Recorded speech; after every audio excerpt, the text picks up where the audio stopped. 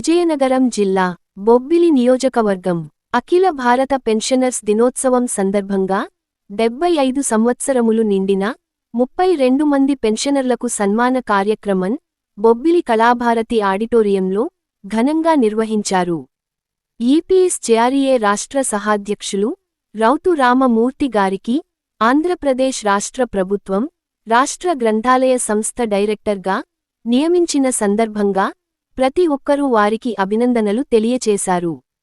ఈ కార్యక్రమానికి ముఖ్యాతిథిగా శాసనసభ్యులు బేబీ నాయన, మున్సిపల్ చైర్పర్సన్ రాంబార్కి శరత్ బాబు, డీఎస్పీ భవ్య రెడ్డి పాల్గొన్నారు.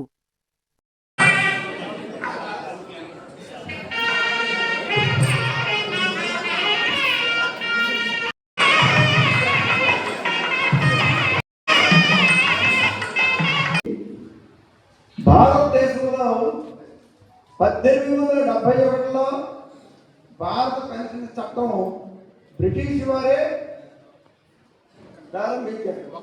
1871లో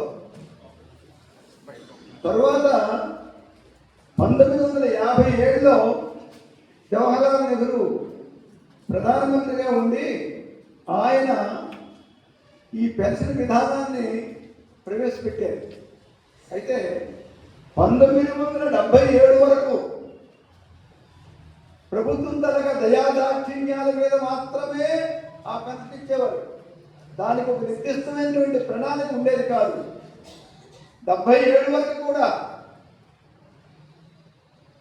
అప్పుడు అనేకమైనటువంటి ఒత్తిడిని చేసి ప్రభుత్వానికి ప్రతిపక్ష నాయకులు కూడా చెప్పినప్పుడు వాళ్ళు ఒక జీవో ఇచ్చారు, పెన్షన్ సరళీకరణ విధానము అని చెప్పి. దాన్ని ఎప్పుడు ఇచ్చారు? 26/5/79 సంవత్సరంలో, 26/5/79. అది ఎప్పటి అమలులోకి ఇచ్చారు? 31/3/79 అమలులోకి ఇచ్చారు. సరిగ్గా అర్థం చేసుకోండి.